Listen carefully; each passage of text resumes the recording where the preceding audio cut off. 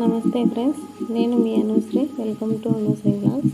ఈరోజు మనము ఈ వీడియోలో నోట్లో నీళ్ళు ఊరితే మామిడికాయ ముక్కల పచ్చడి చాలా రుచిగా, సింపుల్గా, వీటి కొలతలతో పర్ఫెక్ట్గా ఎలా చేయాలో క్లియర్గా చూపించబోతున్నాను. వేడి వేడి అన్నంలో తింటే అదిరిపోతుందండి. మీరు కూడా మామిడికాయ పచ్చడి మంచిగా రుచిగా ఇలా చేయాలంటే ఒకసారి ట్రై చేసి చూడండి. చాలా చక్కగా కుదురుతుందండి. మీరు కూడా లేట్ చేయకుండా చూసేయండి. మరి వచ్చేసి ఈ మామిడికాయ పచ్చడి చూసేద్దాం రండి. ఇక్కడ పచ్చడి కోసం 1 కేజీ మామిడికాయలు అయితే తీసుకుంటానండి. ఈ మామిడికాయలు మీడియం సైజ్ మామిడికాయలు అయితే తీసుకున్నాను. ఈ మామిడికాయలు చక్కగా శుభ్రపరిచి ఒక క్లాత్ తీసుకొని శుభ్రంగా తుడుచుకొని ఒక 10 నిమిషాలు ఎండలో ఎండబెట్టుకోవాలండి. ఎక్కడ చెమ్మ లేకుండా వాటిని చక్కగా ఎండబెట్టుకోవాలి. అదేవిధంగా చిన్న చిన్న ముక్కలుగా ఈ మామిడికాయలను అయితే కట్ చేసుకుంటున్నాను. చిన్న చిన్న మామిడికాయ ముక్కలుగా కట్ చేసుకున్న మామిడికాయ ముక్కలను ఒక కప్పు కొలతలతో ఒక కప్పు కొలుస్తూ అయితే ఇక్కడ తీసుకుంటున్నానండి. ఇక్కడ 5 కప్పుల వరకు అయితే వస్తాయండి ఈ ముక్కలు అయితే మంచిగా కొలిచి తీసుకున్నాను. మళ్ళీ మీకు కూడా అదే కప్పుతో కూడా కొలిచి చూపిస్తున్నానండి. ఇక్కడ మనము ఏ కప్పుతో అయితే మెజర్మెంట్స్ అయితే తీసుకుంటున్నామో అదే కప్పుతో మిగతా వాటినన్నింటినీ కూడా అదే కప్పు కొలతలతో తీసుకుంటే ఈ మామిడికాయ పచ్చడికి రుచి అనేది పర్ఫెక్ట్గా కూడా వస్తుంది. చూడండి, 5 కప్పులు అయితే వచ్చాయండి. ఇక్కడ అదే కప్పుతో 5 కప్పుల మామిడికాయ ముక్కలు అయితే మొత్తం పర్ఫెక్ట్గా ఇక్కడ వచ్చాయండి. ఆ మామిడికాయ ముక్కలు ఇక్కడ ఒక ప్యాన్ అయితే తీసుకుంటాను. స్టవ్ పైన పెట్టుకున్నానండి. స్పూన్ మెంతులు అయితే తీసుకుంటున్నానండి. మెంతులను తీసుకుని గోల్డెన్ బ్రౌన్ కలర్లో వచ్చేలాగా దూరగా వేయించుకోవాలండి వాటిని. అలాగే 3-4 స్పూన్స్ అయితే ఆవాలను కూడా తీసుకుంటున్నానండి. ఆవాలు అయితే చిటపటలాడుతున్నాయి చూడండి. అలాగే గోల్డెన్ బ్రౌన్ కలర్ వచ్చేంత వరకు వాటిని బాగా వేయించుకోవాలండి. దాన్ని వేయించుకున్న ఆవాలను ఆ మెంతులు అయితే తీసి పక్కన పెట్టుకుని వాటిని అయితే చల్లార్చుకోవాలండి. పూర్తిగా చల్లార్చిన తర్వాత గ్రైండ్ చేయాలండి.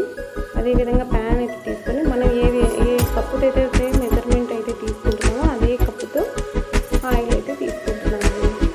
ఆయిల్ బాగా కొంచెం వేడి కావాలండి.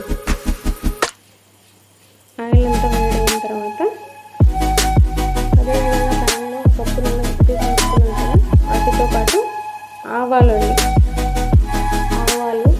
ఎండుమిరపకాయలు చిటపటలాడుతున్నాయి చూడండి. ఆవాలు అయితే చిటపటలాడేలాగా దూరగా బాగా వేయించుకోవాలండి. దాని తర్వాత మనమైతే ఎండుమిరపకాయలు కూడా తీసుకోవాలి. పచ్చగా వేసి వెల్లుల్లిని కూడా అయితేనేమి, అదేవిధంగా పోపు దినుసులు కూడా అండి. మొత్తం వాటిని పోపు అయితే వేసుకొని వాటిని మనమైతే వెల్లుల్లి రెబ్బలు వాటిలో వేసి వేయించుకోవాలండి. అక్కడ వేయించుకున్న ఆ తాలింపునైతే పక్కన పెట్టుకొని చల్లారనివ్వాలండి. కూల్ అయ్యేంత వరకు చల్లారనివ్వాలి. మామిడికాయ ముక్కలలో మనం ఇందాక గ్రైండ్ చేసుకున్నాం కదండి ఆవాలు మెంతిపిండి అయితే వేసుకుంటున్నాను. మనం ఏ కప్పుతో అయితే తీసుకుంటామో అదే కప్పుతో కొంచెం సాల్ట్ అయితే తక్కువగా తీసుకోవాలండి. తర్వాత అయితే కారం అయితే వేసుకుంటున్నాను. మనము ఈ ఆవాల పిండిని, మెంతి పిండిని, కారంను ఆ మామిడికాయ ముక్కలకు చాలా చక్కగా పట్టుకునేలాగా బాగా కలపాలండి. బాగా కలిపినప్పుడు అదంతా బాగా కలిసిపోతుందండి. అలా చక్కగా ఆ పోపు తర్వాత మనం ఇందాక పోపునైతే కూడా పక్కన పెట్టుకున్నాం చూడండి. బాగా చల్లారిపోయిన తర్వాత ఆ పోపును కూడా దాంట్లో వేసుకొని బాగా కలపాలండి. ఇలా పచ్చడిని బాగా ఒకసారి పూర్తిగా కిందకి పైకి మొత్తం పూర్తిగా బాగా కలపాలండి.